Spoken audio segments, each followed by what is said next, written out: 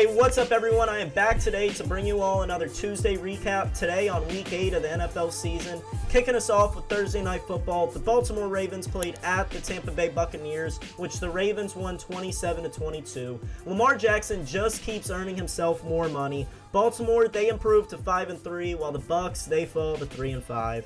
The Broncos and the Jaguars kicked us off on Sunday in London, which Broncos country won 21-17 to hopefully get them back on track. Broncos moved to 3-5, while the Jags fall to 2-6. Moving to the 1 o'clock games, Miami played in Detroit, which the Dolphins won 31-27 behind a 380 passing yard and 3 touchdown performance from Tua.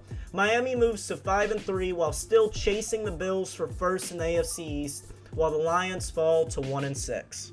The Panthers made sure we watched a good one when they played in Atlanta this past Sunday. After tying it up 34-34, shout out DJ Moore, they missed the extra point and it got sent to overtime. In overtime, they lost 37-34. The Falcons, they now have first place in the AFC South at 4-4, while the Panthers fall to 2-6. The Cardinals traveled to Minnesota in a revenge game for Patrick Peterson. The Vikings won 34-26 after a pair of picks from Kyler Murray. The Vikings moved to 6-1, alone at the top of the NFC North, while the noisy Cardinals continue to disappoint at 3-5.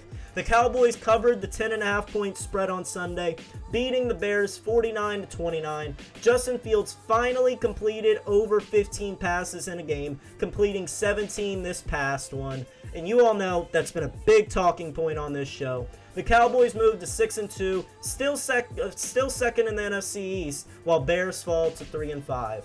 The Saints pitched a shutout, beating the Las Vegas Raiders 24-0 in New Orleans. The Raiders, despite the offensive power, continue to struggle and fall to 2-5, with the Saints moving to 3-5. Still in the fight for the very weak NFC South. Kenny Pickett and the Steelers traveled to Philadelphia to take on Jalen Hurts and company.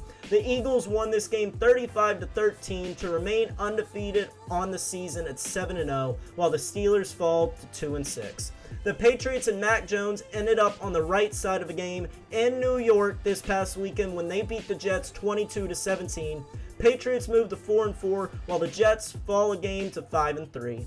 Titans at the Texans. This was another low-scoring game, which the Tennessee Titans won 17-10. Tennessee is now 5-2, while the Houston Texans move to 1-5-1. In the only game this weekend that took place between two winning record teams, the Seahawks handled the Giants, beating them 27-13. The Giants moved to 6-2, while the Seahawks improved to 5-3. The Commanders got another win this past weekend against the Colts in Indianapolis. They won 17-16 to improve to 4-4, while the Colts continue to struggle despite the talent, falling now to 3-4-1. The last 4 o'clock game there was the 49ers at the Rams. The 49ers' second home, basically, at the Rams. Jimmy G had 2 touchdowns in a 31-14 win. 49ers are 4-4, and the defending Super Bowl champion Rams fall to 3-4.